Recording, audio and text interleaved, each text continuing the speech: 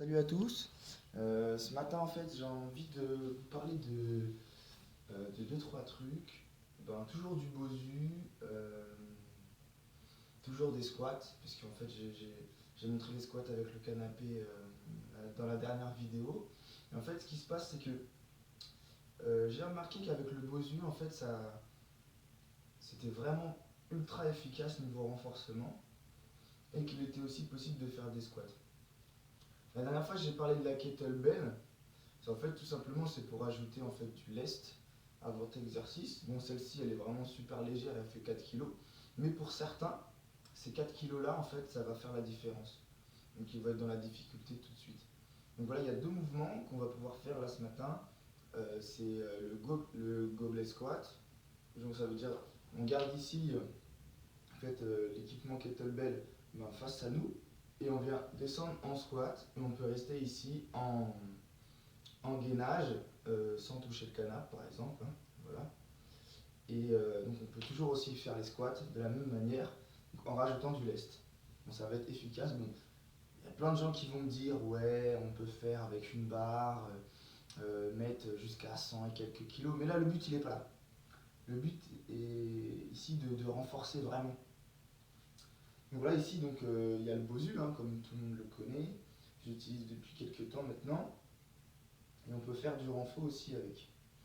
Donc, en se plaçant directement sur le Bosu, hop, voilà, on se met ici en squat. Et là déjà, rajouter la proprioception et le lest, ça fait déjà pas mal de boulot. Donc si vraiment on veut rentrer sur du travail répétitif, on peut venir ici, hop, et venir faire son squat. Voilà. Donc imaginons on fait 10 répétitions. Donc on a 4, 5, 6, 7, 8, 9 et 10. Et là on reste 10 secondes. 1, 2, 3, 4, 5, 6, 7, 8, 9, 10. Et là, la partie pour 10 répétitions de squat. 1, 2. Vous voyez déjà la difficulté là. 3, 4. Mais gardez son équilibre. De garder un mouvement propre de squat. Donc en rentrant le ventre, en ayant le poids dans les talons. Déjà 7 répétitions. 8, 9 et 10. Et là 10 secondes. Pareil. Là ça commence déjà à chauffer là, tout de suite. Donc voilà, donc c'était cette série là. On peut la faire plusieurs fois. Ou sinon rajouter du temps, ou rajouter de la répétition. Donc passer sur 20 répétitions, 20 secondes de gainage, etc., etc. Donc voilà. Déjà dans un premier temps, on peut prendre l'habitude de se poser sur le Bosu sans se casser la binette et redescendre sans se casser la binette.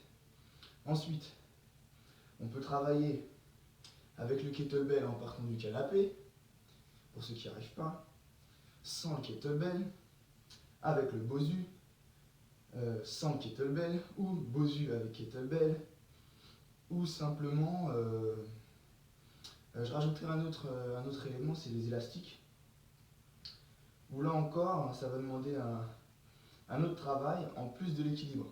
Voilà. Donc voilà pour aujourd'hui. Et comme je vous le montre, vous pouvez vous habiller comme vous voulez, quoi. Donc là, on a fait même pas une minute de boulot. Et voilà, vous pouvez faire ça juste avant de partir travailler pour vous donner un peu la pêche, tout simplement. Donc là, ici, on a travaillé notre gainage, que ce soit des cuisses, cuisses mollets, travail proprioceptif, travail d'ancrage au niveau des appuis, et le gainage de la ceinture abdominale, donc profond, dont le transverse.